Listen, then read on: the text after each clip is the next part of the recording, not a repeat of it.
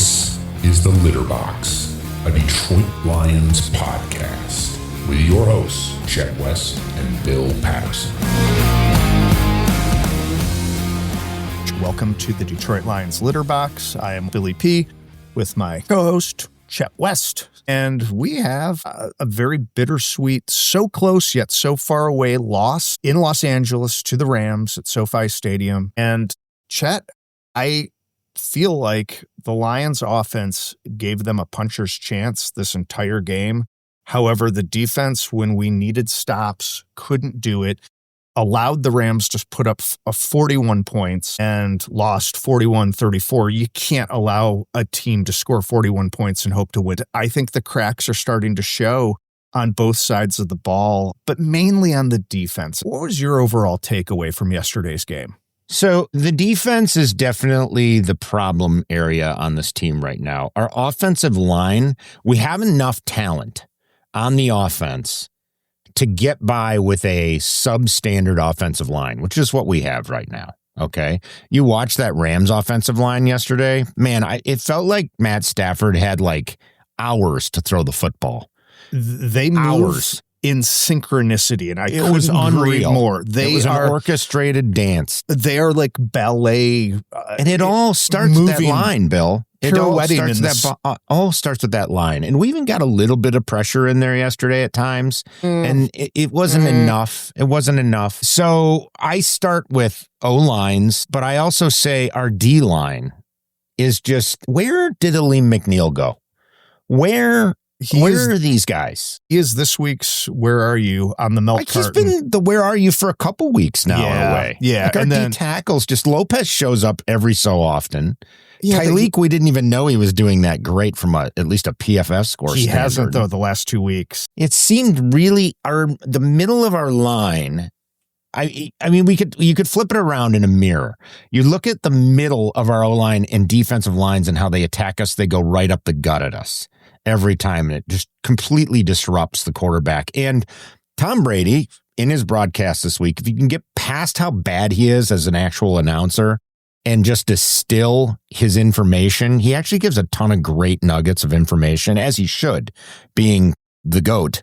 He broke down that there is no quarterback in the NFL that will perform well with a rush coming up the gut in their face. It's just not going to work out. And Jared Goff is susceptible to it like anybody, and that happens to be the weakness of our line. But then when I flip it back around and I watch our defense, we get no pressure up the gut from our D-line. It's like they're just staying home or something. I don't really get it. We get a lot around the edges, and the quarterback just steps right up into the pocket and flings the ball downfield every time, and there's no pressure up the gut. So that was my first thing. I was watching the D tackles a lot because they just seemed to be missing in action. And you made the comment in our last pod that you thought, from a fantasy standpoint, the Rams running backs were to be avoided. They torched us yesterday. Not just the passing game, but those running backs had all sorts of gaps and holes to run through, which was shocking. But then if you look at where our defense is ranking this year in run D, we used to have a top 5 run D for the last 2 or 3 seasons. We've had a top 5 run D. This year, we're like 13th. That isn't going to cut it. When you have a terrible defensive backfield and you have a bad run D, it's just the whole thing is just not quite working on defense. And I'm not blaming it on Shepard. I think I'm just blaming it on a lack of healthy, good players on that side of the ball. Gonna say yes for the secondary lacking health. And we always knew going into this game without either of our starting safeties that it was going to be tough sledding. That is out there for everyone to digest. However, that has no bearing on how the defensive line plays whatsoever. And true. Branch does blitz every now and then. Joseph is a ball hawk when he's back there. Outside of Roy Lopez, our defensive tackles did nothing yesterday, and I have serious concerns about Tyleek Williams hitting the rookie wall at this point of the year. And then I've got really big concerns on Aleem McNeil, and that was just wasted money. I don't know what happened there. It's like we paid him, he got healthy, and now he's just a non-factor. He's just Aleem happy. McNeil, he's rich and happy. He's rich and happy. Where are you, Aleem McNeil? And then Hutch I guess let's dive into a little bit of the game going blow by blow. Yeah. The Lions get the ball. Crucial that they make that opening field goal. Bates misses it. I'm not going to come too hard on Bates with that. You're allowed to miss a field goal. Yeah, you're going to miss one once unless in a you're while. Brandon Aubrey. Yeah.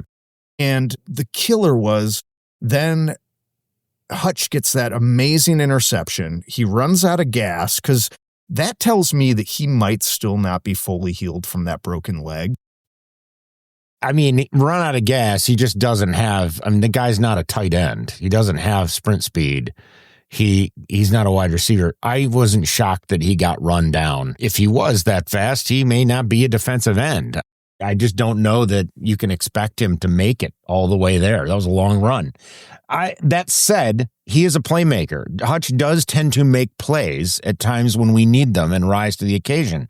I think that's great. There's another guy on this team I don't think is a playmaker. I'm going to bring him up when we get to the offensive side of the ball.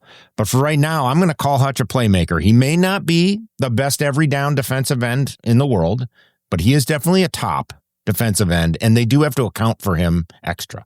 He still plays too many snaps. He does. I agree with that. I agree with that. Listening to the Bears-Browns game yesterday, and they kept on saying that Myles Garrett only plays 2/3 of their snaps. Yep.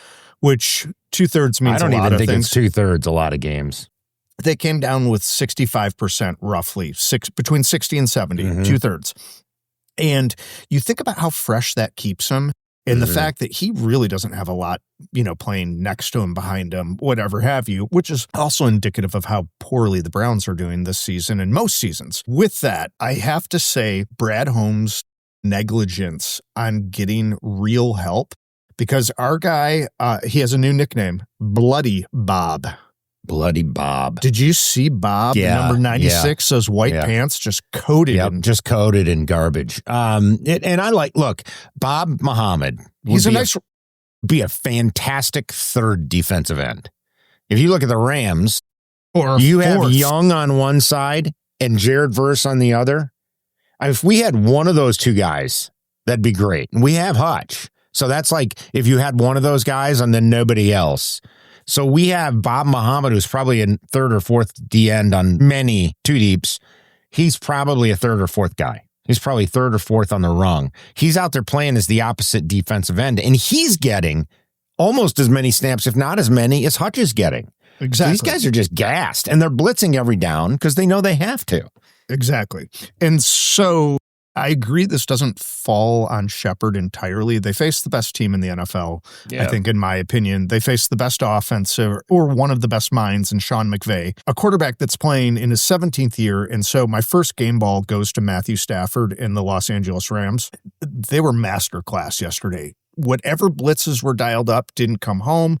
When Amik Robertson got hurt, that hurt. I have to say the DJ Reed signing is looking worse by every game. He can't cover his own shadow. Chad. Again, it's about playmaking. You've got a guy that can cover the bottom half of the league, the bottom half of the starting wide receivers in the league. But can he cover the top half? No. We don't have anybody that can cover the top half of the wide. And they're the top half of the wide receivers for a reason. They're going to be a challenge. But we don't have a marquee corner to cover a guy like that. Puka Nacua is going to crush you. Speaking of, can I just say this? Puka Nacua, you know how we talk about comps for St. Brown at times? Yeah. I think Puka Nakua's comp is the playmaker Michael Irvin. He is so big. He is so physical. He is so strong. Well, he's what we lack in our wide receiving core. He's what we were supposed to get in the third round. I'm going to get there. All right. We'll get there. So the other thing is Marcus Davenport is not a I'm not 100% sure what we're doing with Marcus Davenport. He is not I know, but Brad Holmes got up in front of... The fact that we waited for Marcus Davenport forever, and he has just played the way he has, I feel like he's probably just still hurt or ailing or something. He's like a Liam McNeil. It's kind of like an MIA, missing in action deal here. But Liam McNeil, we still have a body of work that said that he was a great Lion or great for the Lions. Yeah. We have nothing. We have nothing for that whatsoever. I think Marcus Davenport's one of these Saints guys, right? It's one of these, like, he's one of my guys. He's one of these guys that we had the Saints. We loved them, so we have him here now. Just like Anzalone, and he just hasn't done it. And speaking of, Anzalone did not have a good day. Let's put a stake in the defense because we could go on forever. If we had to give a game ball, the only one that could be possibly given would be to that of Jack Campbell.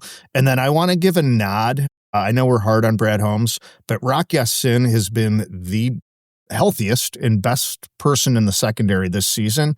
That's not a lot, Chet. This is like a C grade. You know what I'm saying? Sure. Overall. No, I got you. But we have to give credit where credit's due. Hey, kudos to the Rams too for stopping TK 85 as well. They kicked it away from him all game and really limited what he could do. They did, and he had one return he almost broke, and they tripped him up, and he knew it too. He had green grass, and he got his foot. I was like, there you go. Not quite. Right at the end of the game. I tell you what, if you go in and you look at the PFF grades for this game, yeah, you're gonna see where we got killed and the people that did very, very poorly. Do you have some PFF grades for us on the defense? I do. That'd be great. Could you share those? Let's just look over our grades here.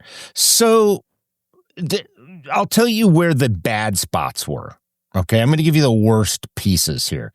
The people who got skewered were DJ Reed, lowest PFF grade on our entire defense at 29.5. Coverage grade of a 28. By the way, do you know who was all over the field and almost won the game for the Patriots yesterday? I don't want to know. Carlton Davis III. Jeez, that's painful. Derek Barnes is second worst, 36.5. He didn't do anything well yesterday. There isn't a single grade. At least DJ Reed got good grades in run defense and tackling. He got skewered in coverage and overall. So Derek Barnes had nothing good across the board. Nothing over 50. I mean, that was a 5th round pick that they couldn't wait to sign. I know he doesn't cost a lot, but again, he's just a guy. He's not even a replacement guy. He's just a guy out there. Go ahead. Our guy, Marcus Davenport, third worst, 38.7 overall. He didn't do much well. Rock Ya-Sin actually came in with some bad grades, 44.2. His cover grade was double that of DJ Reed, but still not good at 45. Aleem McNeil coming in at 5th worst with a 45.2. He did nothing well. And then Amik got torched too. So when you have these good wide receivers, they're going to expose the corners, and that's exactly what they did all day long. I'm going to give you a couple guys that had good grades. Aiden Hutchinson had an 89.7 overall. You know who did have a good grade, and I thought he did play a really good game in our defensive backfield? Avonte Maddox was our second highest grade. He did have a good game. Good shout 83.2 for Avonte Maddox. And by the way, he was playing a position that he normally does not play back there at safety. I thought that was pretty impressive from him. Jack Campbell's our third highest with a 75.6. I feel like Jack is kind of just filling a lot of gaps on the defense right now. He's being asked to do quite a bit. I think he's one of the top vote getters for all pro for linebacker too. So good on Jack Campbell. Well deserved. Excited to see him kind of mature over his time coming up.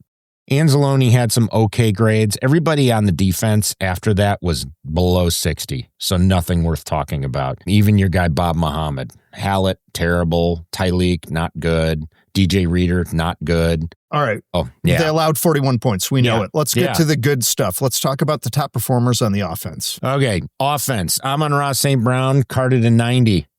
And we all loved watching Amon-Ra in this game. I mean, this is Amon-Ra at his finest. He's catching balls.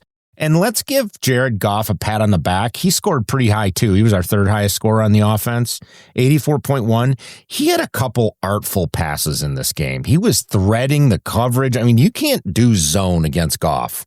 If Goff gets 2 seconds against zone, he picks it apart. He does a really good job with the zone. And I would say I'm not trying to diss on Stafford here. He delivers a better ball than Stafford does. Stafford missed some open receivers yesterday in the first half. He looked like the old bad Matt Stafford we know and love. So he definitely picked his game up in the second half. I texted that to you, didn't I? Yeah. Bad Matt Stafford. Yeah. Hey, real quick on that. I love Jared Goff. Mm-hmm.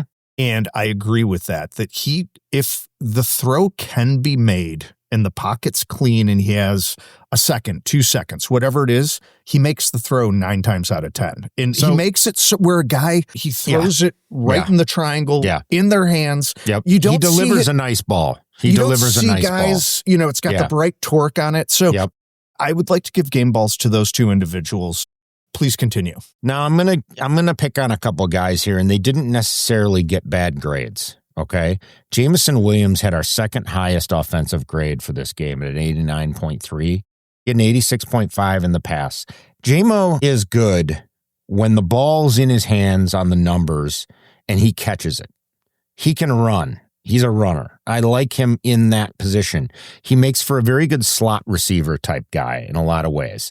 I'd love it if he was a burner. I don't think he has the size to be able to be like a Puka Nacua who you're going to throw the ball down the sideline to or something like that. I think he'd make a really good slot receiver on a team. One other thing, though. Well, that's weird because we already have the best slot receiver in the game. I know. On the first, we have a lot of mites out there for receivers, and we'll get to some other stuff around that. But in the first half, the second half, and I think it was our first set of downs, Jared Goff threw a beautiful deep ball over the middle, and JMO went up and tried to catch it and adjust to it a little bit. And if I'm paying a guy as much as JMO's getting, and again, mistakes are allowed to happen, but that was a critical pass at a critical time in the game. Goff got lit up. He stood in there, delivered it, and got crushed. He got crushed. JMO needs to make that catch. That is a defining moment for a guy like Jameson Williams. We talked earlier about Hutch as a playmaker. I don't think JMO's a playmaker. I don't think he's the guy that comes up with the unbelievable. Can I bring up another point that I'm sure you noticed as well? And Brady was the one that called it out. And I know I'm not usually the biggest Tom Brady fan. Mm-hmm. I feel like you're kind of wasting the best of Kevin Burkhardt with him. Actually, I thought Brady called his best game of the season yesterday. I like the information he gives. He has to polish how he delivers it. Of course. And he'll get better with time. Yeah. Let's hope. Most do. All right. So did you see when JMO had that one good block and Penei Sewell came over to the bench? Yeah. Yeah. And was addressing it was ugly. It was an ugly block, but it was a good block. He kind of hugged the guy. Almost got a holding, probably. It looked like a hold. But anyway, I think that's what they might have been laughing about. Well, where I was going with this is, to your point that he's probably not the playmaker that they'd like him to be, it seems like he gets kudos for anything he does. Yeah. It's almost like, doing the exceptional. You didn't screw up. Yeah, like, you didn't screw up. Oh my God, we got a first down. Way he to loves go. It when he gets a touch. He ran a nice little route, that seam up the middle on his touchdown that Goff threw a dime to him in the back of the end zone. And all I wanted to say was, you ran a great route. The pass was perfect. You should never not catch that ball. The catches I want him to make are the tough ones, the ones that Devontae Adams makes for Stafford. The ones that Nakua's out there making for Stafford on many plays, or even Parkinson. So I watched those guys and I'm like, man, Stafford's always been surrounded with a really good cast in LA as far as receivers and O-line goes. I think he had one bad year, maybe it was last year or the year before, and he had no O-line, and that's a big deal. That's a big thing. At any rate, their GM Les Snead, if he trades draft picks, Chet, he trades for Jalen Ramsey or Matthew Stafford or Devontae Adams. He gets guys that are ready to, or they're already Pro Bowlers or they're going to be Pro Bowlers again. So I know you had some questions for me. And I want to flip over. Yeah. So I want to flip over to the run side of things, and I have a question for you here. Yeah. David Montgomery was our fourth highest rated player with a 78.5. He did mediocre to bad in pass block in the 50s and had 79 in the run game. Jahmyr Gibbs was 7th rated with a 63.9. He had poor pass blocking grades, but had an 80 in the run game. But Jahmyr Gibbs just couldn't seem to get it going. He was in for 52 snaps yesterday, and Montgomery was in for 18 snaps. My question for you is, Bill, do you feel like there are games where David Montgomery is the optimal option as the running back over Gibbs, where he will do better than Gibbs will? Let's go back. Are there scenarios that fit him better? Yes, to answer your question, and I'm going to just expand on this just briefly. The Lions were in control of that game going into halftime. And then they kick the ball off to the Rams. The Rams come down and score. They go 3 and out. The Rams come down, score again. And they had a 17-point swing in the third quarter. Mm-hmm. Do you know what the time to have run David Montgomery would have been down the Rams' throats? The third quarter. You're going to tell us. And so I couldn't agree with you more, Chet. it is befuddling to me, and this is my biggest frustration with Dan Campbell taking over the play calling, is not that Dan Campbell's a bad play caller. He's an exceptional play caller, Chet, but he's not managing the game like he used to. Seems to be refusal to give Montgomery the right. Montgomery was in for 18 snaps. He had 7 runs yesterday. On those runs, I don't think I saw a single run from Montgomery where he got stuffed or got a yard or a half yard. He grounded out for 3 to 5 yards every time, which is what that offense needs. Sometimes I think that Montgomery is the runner in high contact games where you have a good D line going against our O line. Yeah, and you need somebody to blast a hole. You need to lean on Montgomery. Gibbs, I love him.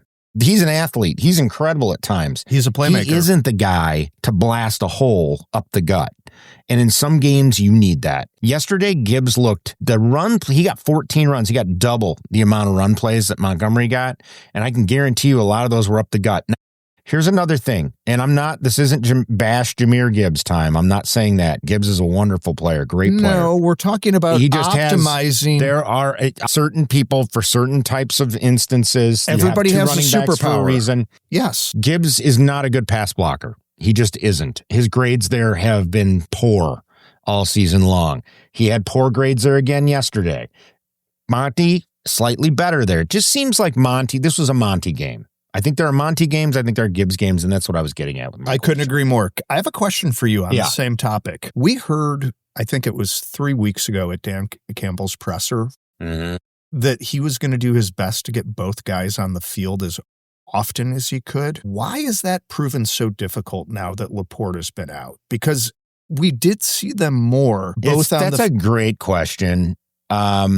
I don't know if you saw this yesterday, but it almost made me a little jealous. The Rams run this 13 package. It's a 1 wide out and 3 tight end package. They have 3 tight ends who are capable of starting. We don't have any right now. So I think we are trying to move guys around and do things to create on our offense because we don't have a true tight end threat out there. We had Anthony Ferkser, Shane Zylstra, and Giovanni Ricci out there yesterday. 2 guys signed off the streets, and Zylstra was one of the last men to make the 53-man roster. This is going to strain your passing game and possibly your running game, too. So they're moving guys into the slot. I didn't see Gibbs in the slot as much yesterday as I did the previous game. Do you know who was available when the Lions drafted Isaac Tesla? We're going to go back and do this. Who?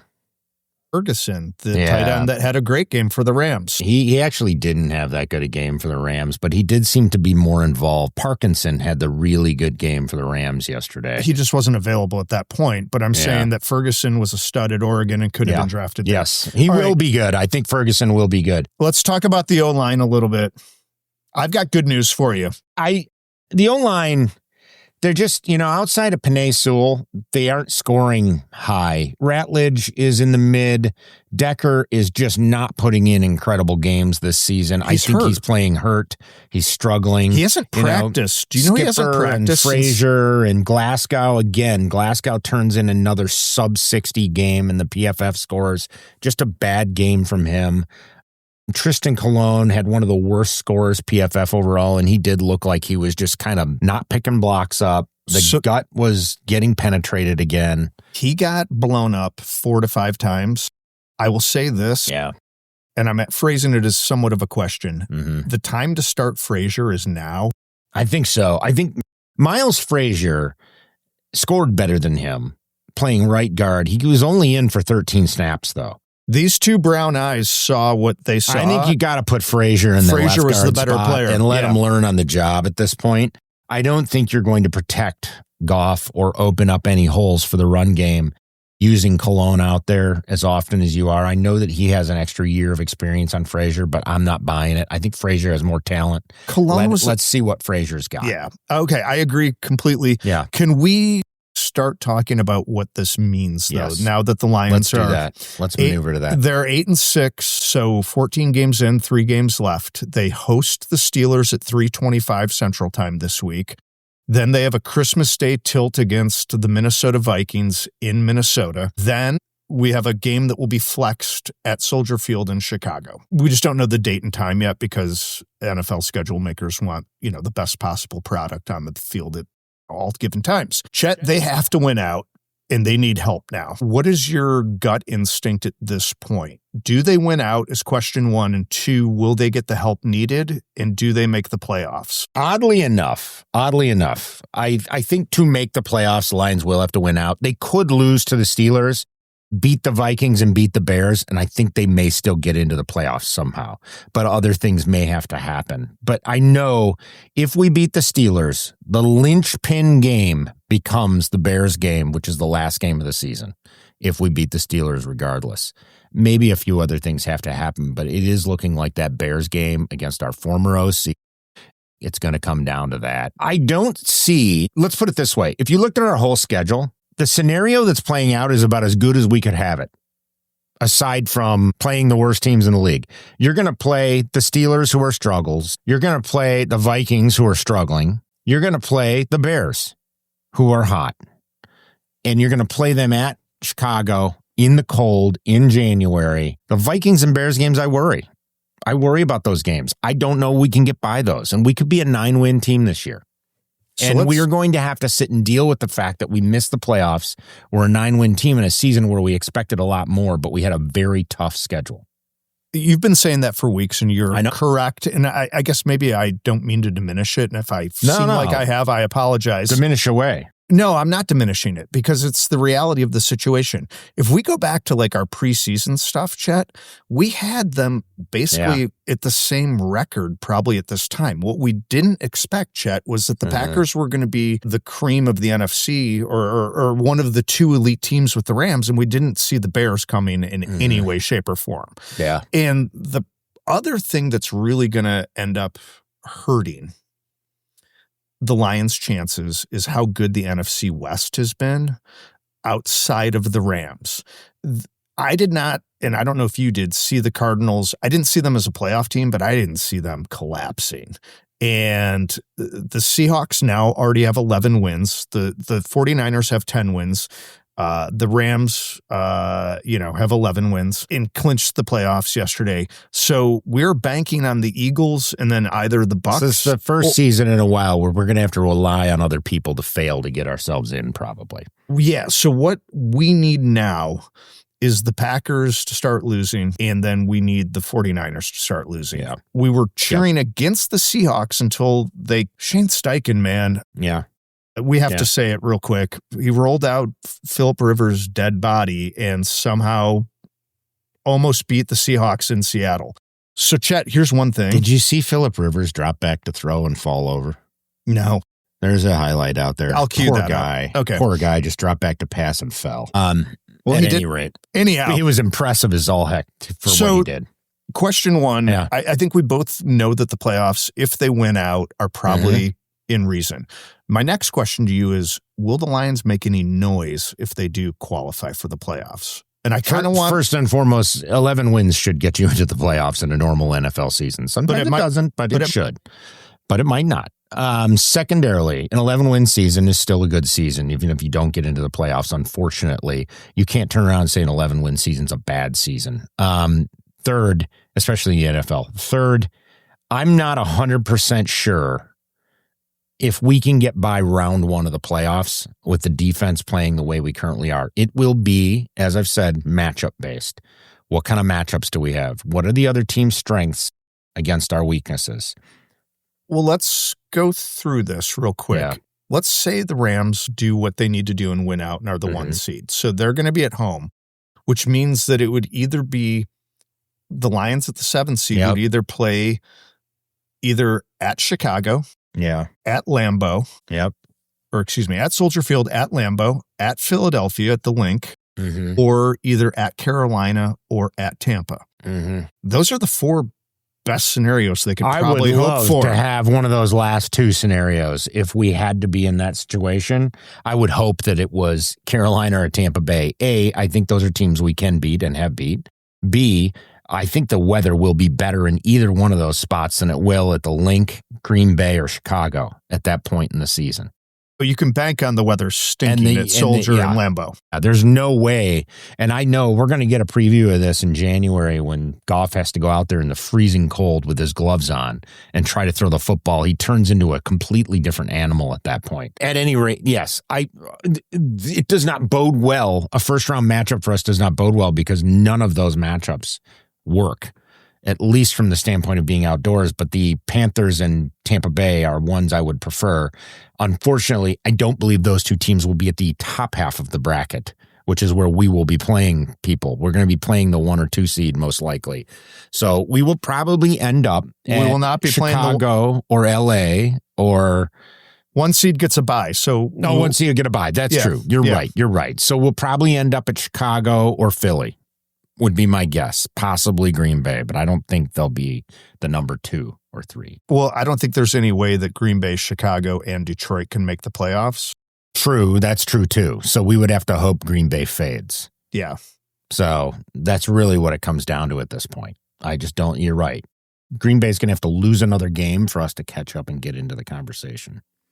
So, all right. A little bit longer litter box, but a lot to unpack. Thank you so much, Detroit Lions litter box listeners. We appreciate it. We will be back on to preview the Pittsburgh Steelers game later this week. And with that, go Lions. Go Lions.